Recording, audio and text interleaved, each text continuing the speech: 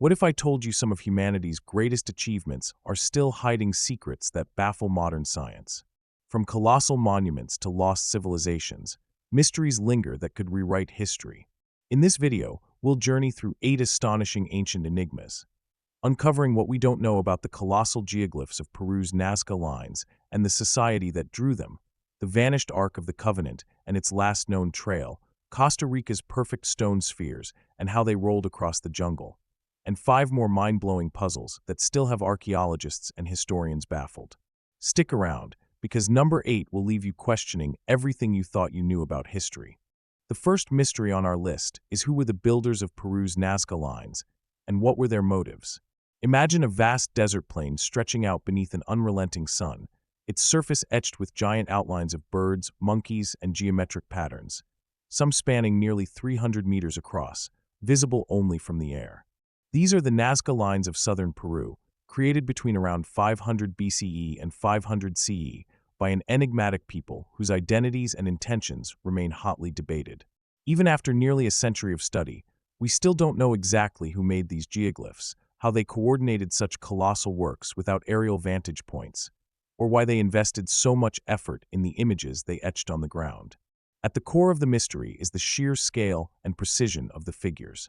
By scraping away the thin, rust-colored topsoil, the Nazca artists exposed the pale subsoil beneath, producing sharp, enduring contrasts. They drew straight lines extending for kilometers, spirals of perfect curvature, and zoomorphic shapes so detailed that the hummingbird's tiny beak or the spider's 8 legs are immediately recognizable. Yet there are no known lookout platforms or hilltop stations. No scaffolding remains, and no written records explain their inspiration. Archaeological excavations at nearby habitation sites point to a sedentary farming society subsisting on maize, beans, and canal-irrigated fields. Radiocarbon dates from charcoal and pottery fragments place geoglyph construction in 2 main phases: an early era of simple lines and trapezoids, followed by a flourish of animal and plant figures in the later period. The work required remarkable planning. Surveyors would have had to map out proportions accurately, marking out key points with stakes and cords to guide the artists as they scraped swaths of desert floor. Why go to such lengths? One prevailing theory casts the lines as ritual pathways, a network of sacred highways walked during water ceremonies. In this arid region, water was life. Iconography of sharks, whales, and other ocean creatures may symbolize appeals to the coastal and underground waters that fed Nazca's canals. Ethnographic parallels among Andean highlanders show pilgrimages along holy lines toward sacred springs, suggesting the Nazca lines may have been living pathways rather than purely visual art. Another hypothesis sees the figures as astronomical calendars. Maria Reich, the pioneering German mathematician who spent decades mapping the lines, argued that many alignments correspond to solstitial sunrises and lunar standstills, turning the desert into a giant observatory. Critics point out that only a minority of lines match celestial events, and the animal shapes themselves lack direct astronomical symbolism. Yet, combined with the ceremonial water theory, the idea of lines as multipurpose ritual markers retains traction. More recent proposals emphasize social cohesion. Constructing enormous geoglyphs would have required coordinated labor. The act of creation, repeated generation after generation, may have bound communities together, demonstrating shared devotion to deities and the land. In this view, the images served less as messages to outsiders than as public works projects that solidified social bonds. Technologically, experiments have shown that teams of a dozen people can reproduce even the largest figures in a few hours using simple tools such as ropes, wooden stakes, and stone scrapers. The coastal breeze keeps the exposed subsoil from being quickly covered by sand, ensuring centuries of visibility. Yet the cultural know-how, the precise formulas for proportions, and the ritual protocols for construction was transmitted orally and remains lost. Today, the Nazca lines face new threats: encroaching roads, illegal mining, and climate change-driven sandstorms. UNESCO protection helps preserve them, but without understanding their original meaning, we conserve only the form, not the spirit. Ultimately, the Nazca lines stand as grand gestures toward the heavens and the underworld, signs of a people reaching beyond survival into the realms of belief, astronomy, and community. Though we may never fully grasp the minds that drew these monumental images, Each straight line and sprawling condor reminds us of humanity's capacity for wonder and cooperation. If this desert enigma amazed you, hit like, subscribe, and ring the bell. In our next episode, we'll tackle mystery number 2, the fate of the Ark of the Covenant after its last recorded appearance. Imagine a sacred chest of gold-plated acacia wood, enshrined for centuries in the Jerusalem temple and said to contain the very tablets of the Ten Commandments, then vanishing from history without a trace. The Ark of the Covenant, the most revered relic of ancient Israel, last appears in the biblical narrative during the Babylonian siege of Jerusalem in 587 BCE. After the temple's destruction, its whereabouts become the subject of prophecy, legend, and fevered speculation, but no confirmed archaeological trace has ever emerged. At its height, the Ark was the centerpiece of Israelite worship. According to Exodus, God's presence dwelt between the cherubim carved on its lid, and priests carried it into battle to secure divine favor. It rested in the Holy of Holies under King Solomon until his reign ended around 930 BCE. The biblical account then grows silent. Some suggest Manasseh or Josiah may have hidden the Ark to protect it from invading armies, but the text offers no clear explanation. One prevailing theory places the Ark in Ethiopia. The 14th century monk and traveler, Abba Pietro de Montorio, reported in his travels in the Indies that Ethiopian Christians claimed the Ark was held at Aksum's Church of Our Lady Mary of Zion. According to local tradition, Queen Makeda, that is, the Queen of Sheba, brought the Ark back from Solomon's court, and it has remained under the guardianship of a single monk who is the sole person allowed to see it. Western explorers have reportedly failed to gain entry to the chapel's inner sanctum, and no physical examination of the Ark has ever been made. Another possibility is hidden chambers beneath Jerusalem. Biblical passages in Jeremiah and Psalms hint that priests concealed the Ark beneath the Temple Mount prior to the Babylonian invasion. Modern non-invasive surveys using ground-penetrating radar and muon tomography have identified anomalies below Solomon's stables and the Dome of the Rock, but political and religious sensitivities preclude excavation. Any digging risks igniting unrest, leaving these promising leads untested. Some fringe theories suggest the Ark passed to the Knights Templar in the 12th century. Legends claim Templars discovered the Ark in Jerusalem's Temple Mount and smuggled it to Europe, perhaps depositing it in a hidden vault beneath Rosslyn Chapel in Scotland. Rosicrucian manuscripts and 19th century treasure maps fueled these speculations, yet no credible evidence has surfaced to validate such claims. The desert caves of southern Jordan offer yet another tantalizing clue. In the early 20th century, Bedouin tribesmen led archaeologists to the so-called Ark Cave near Petra, where a deep fissure contains unusual ceremonial carvings and an antechamber large enough to house a sacred chest. Despite its cinematic appeal, the site lacks any inscriptional or material culture directly linking it to ancient Israel, and most scholars view it as a Nabatean sanctuary rather than a hiding place for the Ark. The fate of the Ark has also inspired modern treasure hunts. Expeditions to Iraq, Mount Nebo, even Ireland, yet none have produced more than tantalizing rumors. Some believe the Ark was destroyed by Nebuchadnezzar's troops. Others contend it was carried off to Babylon, its gold melted down or repurposed. Ancient Babylonian chronicles, however, make no mention of seizing an artifact of such cosmic importance. Ultimately, the Ark's fate is shrouded in a mix of religious beliefs, legends, and archaeological politics. Yet, its enduring mystery captivates us, reflecting humanity's search for connection to the divine and the tangible. If this search for a lost relic has stirred your curiosity, hit like, subscribe, and ring the bell. In our next episode, we'll venture into the jungles of Costa Rica for mystery number 3, how the rounded, perfectly spherical stones were carved and moved. Imagine hundreds of stone spheres, some as small as a baseball, others exceeding 2 meters in diameter and weighing over 15 tons, scattered across the jungles and grasslands of southern Costa Rica. These enigmatic orbs, crafted by the Diquis culture between roughly 500 and 1500 CE, display astonishing roundness and smoothness, with no visible tool marks. Yet, no written records explain who commissioned them, how artisans achieved such precision with only Stone Age technology, or by what methods they transported the largest examples from distant quarries to ceremonial plazas. Archaeological surveys place most spheres in clusters near former chiefdom centers, suggesting they served as status symbols or markers of political authority. Ethno-historical accounts hint that each sphere represented a ruling lineage's power, perhaps aligned with celestial bodies or used in ritual processions. But without glyphs or codices, these cultural meanings remain speculative. Technologically, the spheres were carved from igneous rocks found in outcrops up to 50 kilometers from the main cluster sites. Experimental archaeology has shown that skilled workers could rough out spheres by pecking with harder stones, gradually removing protrusions.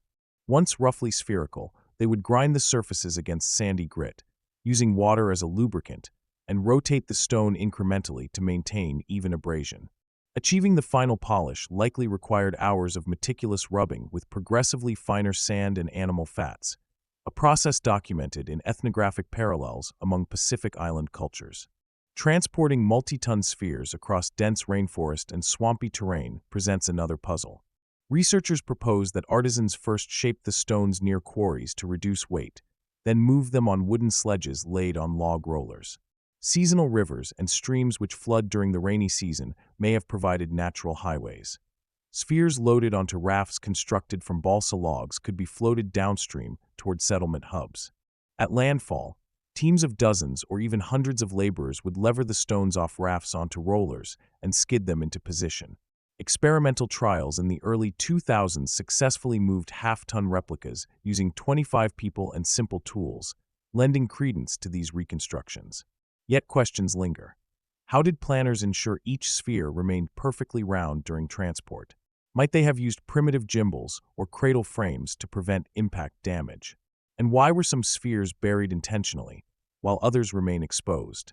Geophysical probing around buried examples reveals deliberate pits, suggesting ceremonial interment or decommissioning rites when spheres lost social or cosmological significance. Today, only about 50 spheres remain in situ. Many were displaced or destroyed during 20th century agricultural expansions, and others were removed as curiosities. Conservation efforts aim to protect the few remaining groupings in Dequis Delta National Monument, but without a living Dequis community to provide oral histories, the sphere's original context is irretrievably lost. These perfectly carved stones stand as silent witnesses to a vanished society's technical ingenuity and cosmological worldview. Though we understand the broad strokes of their manufacture and movement, the precise organization, labor investment, and spiritual drives behind their creation continue to confound researchers and inspire wonder at what ancient hands can achieve with simple stones and sand. If this round mystery rolled into your imagination, hit like, subscribe, and ring the bell. In our next episode, we'll journey to Bolivia to unravel mystery number 4, the identities and technologies of the builders of Puma Punku. High on the windswept Altiplano near Lake Titicaca lies Puma Punku, a sprawling complex of megalithic construction whose precisely cut stone blocks and intricate interlocking joints confound archaeologists and engineers alike. Part of the greater Tiwanaku site in modern Bolivia, Puma Punku was built and expanded between roughly 450 and 950 CE by a frontier Andean civilization. Yet we still wrestle with fundamental questions. Who exactly were the master masons behind these imposing structures, and by what means did they achieve such geometric perfection? The heart of Puma Punku consists of a series of terraces, courtyards, and platforms paved with huge sandstone and andesite blocks, some weighing up to 130 tons. Many stones exhibit remarkably smooth, flat surfaces, sharp right angles, and complex H-shaped or dovetail joints cut with uniform slots and tongue-in-groove connectors. These features suggest a level of stone masonry precision that rivals, and in some respects surpasses, that of contemporaneous Mediterranean or Near Eastern cultures. Yet no evidence of iron tools, abrasive drilling, or advanced machinery has been found at the site. Archaeological excavations reveal that Puma Punku was part of an integrated urban ritual center under the authority of the Tiwanaku state. Radiocarbon dates from charred camelid dung and reed mat fragments anchor major construction phases to the east-west axis around 536 to 600 CE, and again approximately around 850 to 950 CE. Scholars generally agree that the Tiwanaku people, an Andean polity centered at lower elevations across the Titicaca Basin, quarried the sandstone blocks from a site 10 kilometers away and the harder andesite boulders from a quarry at Cerro Capia, some 90 kilometers distant. Transport may have employed llama caravans for smaller stones and human-drawn sledges, or rolling logs for the largest elements. But the true marvel lies in the shaping. Microscopic analysis of cut surfaces shows marks consistent with saw-like abrasion using sand or finely crushed stone as an abrasive agent, worked against the rock with bronze chisels. Experimental reconstructions suggest that teams of artisans, using copper-bronze implements and a steady supply of coarse sand, could produce smooth faces over months of labor. The angled joints would have required precise templates to guide sequential cutting. Wooden mallets and stone hammers would chip away rough edges before the abrasive rasping began. Beyond tools, the project demanded advanced planning and social organization. Quarrying, transport, cut and fit assembly, and alignment with celestial and cardinal directions all point to a highly centralized authority capable of mobilizing thousands of workers under ritual oversight. Seasonal festivals and religious mandates likely synchronized workforce availability with construction seasons, ensuring neither planting nor harvest cycles were jeopardized. Interpretations of Punku's function range from a cosmological workshop of the gods, as suggested by local Aymara legends, to a teaching center where priest engineers practiced sacred geometry. The precision of the blocks, when reassembled in digital reconstructions, reveals an overarching modular system. Standard block dimensions and joint types that allowed for rapid assembly without mortar. The original facades may have been clad in colorful plaster or painted pigments, but only the bare stone remains. Despite extensive study, key mysteries persist. No written records, pictographic or otherwise, survive to explain the designer's intentions or the symbolic meanings encoded in the joint patterns. Post-abandonment dismantling by later cultures, combined with centuries of looting and erosion, has scattered blocks across the plain, hindering full reconstruction. And while we can replicate individual carving techniques, we cannot yet reproduce the speed or the organizational genius that produced this stone metropolis at over 4,000 meters elevation. Punku stands as a testament to Andean ingenuity. It challenges our assumptions about primitive toolkits and underscores the universal capacity for architectural innovation. Though we may never recover the original blueprints, every carved joint and monolithic platform invites us to marvel at what a society can achieve when cosmology, community, and craftsmanship converge. If this Andean enigma stirred your curiosity, hit like, subscribe, and ring the bell. In our next episode, we'll cross into the jungles to confront mystery number 5, the cause behind the sudden collapse of the Maya Classic period cities. Between roughly 800 and 900 CE, the great Maya capitals, Tikal, Copan, Palenque, Caracol, and dozens more, were abandoned almost overnight, their soaring pyramids and painted palaces reclaimed by the jungle. What could have brought a civilization that once marshaled vast trade networks, sophisticated calendars, and monumental stone inscriptions to such a dramatic and rapid decline? Recent research suggests that no single catastrophe was to blame, but rather a perfect storm of environmental stress, social upheaval, and political fragmentation that unraveled the tapestry of classic period Maya life. Tree ring and lake sediment records reveal a succession of severe droughts striking the Maya lowlands between 770 and 910 CE. Without reliable monsoon rains, reservoirs and artificial cisterns ran dry, and rain-fed fields of maize, beans, and squash withered. As harvests failed, famine followed, eroding confidence in kings whose divine mandate was symbolically tied to the fertility of the land. Meanwhile, centuries of forest clearing for agriculture and fuel had degraded soils and clogged irrigation channels with silt, further undermining food production. As ecological resilience waned, competition for dwindling resources intensified.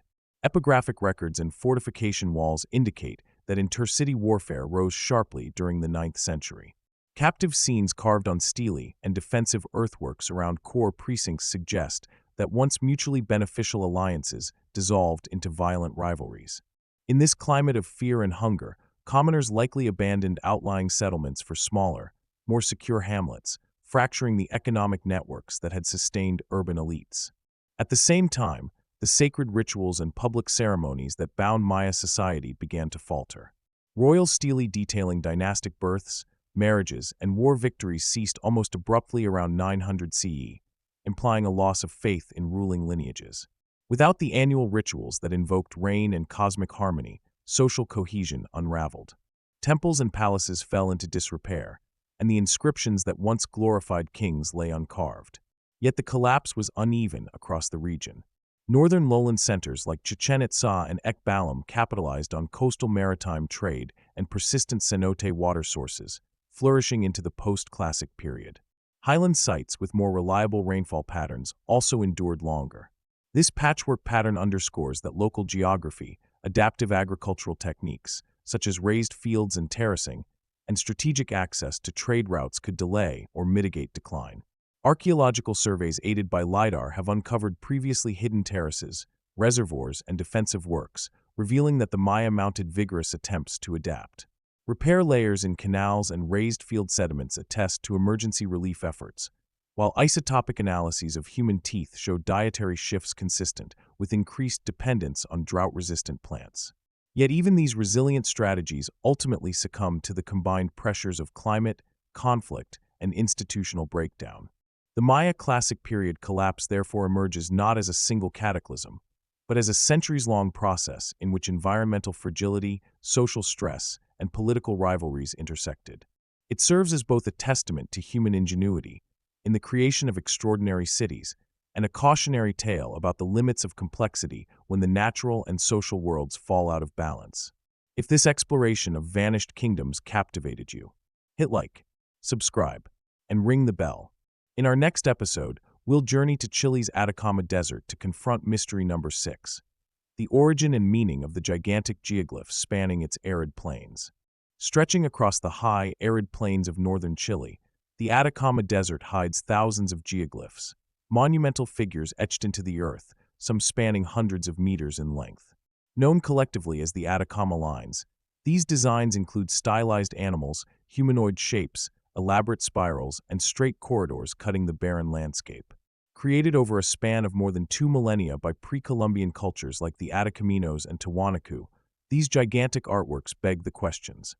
Why were they made, and how did their creators coordinate such massive undertakings in one of Earth's harshest environments?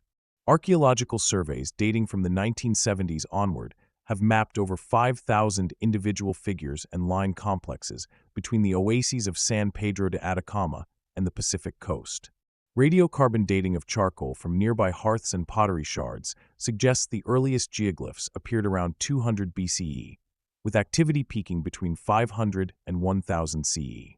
Unlike the Nazca lines further south, many Atacama figures cluster near ancient habitation sites and ceremonial plazas, hinting at a closer relationship with daily village life and regional ritual centers. One prevailing theory interprets the lines as processional pathways. Just as Andean pilgrims later walked Sikh lines radiating from Cuzco, ancient Atacaminos may have marched along these terrestrial veins during seasonal ceremonies to invoke rain or fertility in the desert oasis. The human and llama figures carved beside some corridors could represent communal participants or ancestral spirits guiding travelers between sacred springs and mountaintop shrines. Ethno-historic analogies among highland Aymara communities, who still revere landscape features as living entities, lend credence to this ritual path hypothesis. Another school of thought sees the geoglyphs as astronomically aligned markers. Researchers have noted that several straight lines point toward horizon positions of solstitial sunrises and lunar standstills when viewed from key hilltop shrines. In a land where rainfall is unpredictable, monitoring celestial cycles would have been crucial for timing agricultural irrigation and llama migrations. Yet only a subset of lines exhibit such orientations, suggesting that astronomy was one of multiple purposes rather than the sole driver. Social cohesion models emphasize the communal labor invested in geoglyph construction. Cutting lines and forming figures required organizing dozens of participants, marking out long segments with stakes and ropes, and meticulously scraping away the dark desert varnish to reveal lighter subsoil. These collective projects likely reinforced group identity and political authority, signaling control over water sources, trade routes, and ritual landscapes. As visual landmarks visible for miles, the geoglyphs proclaimed a community's presence to neighboring groups, deterring encroachment and fostering shared beliefs. Despite advances in mapping and remote sensing, including LiDAR surveys that reveal previously hidden line networks, no single explanation fully accounts for the Atacama geoglyphs' diversity of scale, form, and location. Their true meaning may lie in an overlap of functions such as ritual procession, astronomical observation, territorial demarcation, and expressions of collective identity. Each line and figure thus served as part of a dynamic cultural canvas, intertwining the practical needs of water management with the symbolic language of desert cosmology. If this journey into the high desert's giant drawings intrigued you, hit like, subscribe, and ring the bell. In our next episode, we'll explore mystery number 7, the ancient engineers who carved the 250-ton Lyon vases in Roman ruins. Deep beneath the modern streets of Lyon, archaeologists in the 20th century uncovered colossal monolithic basins, each hewn from a single block of local limestone and weighing up to 250 tons. Dubbed the Lyon vases, these gigantic tubs defy our expectations of Roman stoneworking. How did engineers cut them with millimeter precision, fashion perfectly smooth interiors, and then transport and position such behemoths without cranes or motorized equipment? The basins measure up to 6 meters in diameter and 4 meters deep, with walls only 15 to 20 centimeters thick. Rubbed to a fine polish on the inside, they appear ideal for fermenting vast quantities of wine or olive oil, or perhaps for ritual immersion ceremonies unknown in written sources. Yet, no inscriptions or contemporary records mention their commissioning, leaving us to reconstruct their story from quarry marks or patterns and surrounding infrastructure. Geochemical analysis traces the stone to a hillside quarry 8 kilometers west of the ancient city center. Here, masons likely employed iron-tipped picks and dolerite hammerstones to cut deep trenches, isolating massive blocks. Wooden wedges driven into saw-cut grooves would swell with water to split the stone. Once freed, the raw blocks underwent coarse shaping. Edges were likely squared with heavy picks, and inner cores excavated by pounding and levering. Transporting a fully finished 250-ton basin would have been prohibitively risky, so masons probably left interiors roughly hollowed and did final finishing near their ultimate locations. Bronze alloy chisels, acting as saw teeth when combined with abrasive sands, carved the interior curve. Laborers rotated the vessel incrementally, perhaps on a low-friction timber cradle, while teams applied sand and water mixtures to grind the surface smooth. Achieving uniform wall thickness across 6 meters required precise templates to guide each pass. Moving these vases 8 kilometers from quarry to city presents a staggering logistical challenge. One leading hypothesis envisions timber sledges sliding on parallel log rollers lubricated with animal fat. A workforce of hundreds could have hauled each sledge along purpose-built earthen ramps, avoiding steep gradients. Occasional side canals, branching from the Rhone River, may have allowed partial waterborne transport on rafts. At the site, earthen embankments would support each basin as it was winched down into a pre-dug pit, then backfilled to secure it. The scale of the operation implies an organized corvée labor system under civic or imperial oversight. Surveyors would align basins along axial grids, while stonecutters and engineers followed a rigid schedule synchronized with the agricultural calendar, ensuring food supplies for workers. The absence of nearby inscriptions suggests either a rapid, centralized project that left no commemorative record, or later political turmoil that led to their erasure. Despite these reconstructions, key mysteries persist. Why choose such enormous single-piece basins instead of smaller, modular containers? What precise ritual or economic function justified the immense labor? And how did craftsmen coordinate across quarry, transport, and installation teams without written manuals? Modern experiments have replicated moving multi-ton stones with ropes and rollers, but none approach the unprecedented scale of the Lyon vases. These monolithic tubs remain silent witnesses to a Roman Lyon far grander and more technically daring than classic sources describe. Until an inscription or workshop graffiti emerges, we can only marvel at the combination of surveying precision, stoneworking skill, and organizational might required to carve and set 250-ton stone vases more than 1,800 years ago. If this marvel of ancient engineering captivated you, hit like, subscribe, and ring the bell. In our next episode, we'll dive beneath the waves off Japan's coast to explore mystery number 8, the builders of the underwater megaliths of the Yonaguni Monument. Just off the southern tip of Japan's Ryukyu Islands, a series of massive, intricately stepped terraces and flat platforms lies submerged beneath crystal-clear water at depths of 5 to 25 meters. Discovered by scuba divers in 1986, the Yonaguni monument's megalithic forms spark heated debate. Are these features the work of a lost prehistoric civilization, or the result of natural faulting and wave erosion sculpting a unique sandstone outcrop? Proponents of the human construction theory point to apparent staircases with uniform 1.5-meter risers, platform edges forming near-perfect right angles, and what appear to be carved basins and columns. Hiroshi Ishiro, one of the site's earliest explorers, photographed what he interpreted as a rock table, an archway, and a sunken road leading toward deeper waters.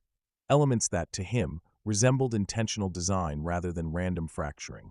Archaeological advocates suggest that if these structures were cut on dry land when sea levels were up to 100 meters lower during the last glacial maximum, around 12,000 years ago, human builders, possibly Jamin or earlier coastal hunter-gatherers, could have carved the site before it was submerged by rising seas. Radiocarbon-dated submerged forests and ancient shoreline terraces support the idea that the area was once terrestrial and accessible.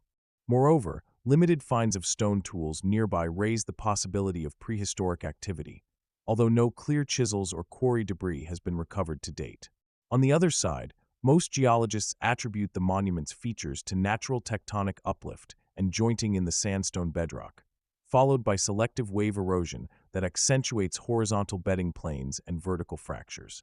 Laboratory experiments and in-field measurements show that such rock, when exposed to repetitive wave action and bioerosion, can develop flat surfaces and sharp corridors.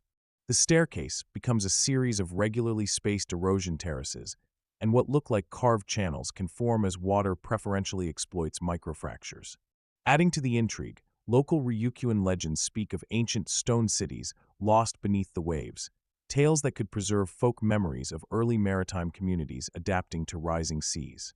Recent underwater photogrammetry projects continue to uncover new terraces, platforms, and what may be a submerged pathway leading from the monument toward deeper channels. Features that, while possibly coincidental, invite further targeted excavation and sediment coring. Until a comprehensive dive survey yields definitive tool marks, quarry waste, or datable cultural strata, the Yonaguni monument remains suspended between myth and science. Was this an elaborately planned ceremonial site, a coastal fortress, or simply a spectacular natural cathedral of rock? The answer lies at the intersection of geology, archaeology, and legend, waiting for the next expedition. Perhaps one combining high-resolution 3D mapping with deep-sea coring to tip the scale in favor of human hands or the enduring patience of nature itself. If this underwater enigma captured your imagination, hit like, subscribe, and ring the bell so you won't miss our next series exploring the marvels and mysteries of our beautiful world.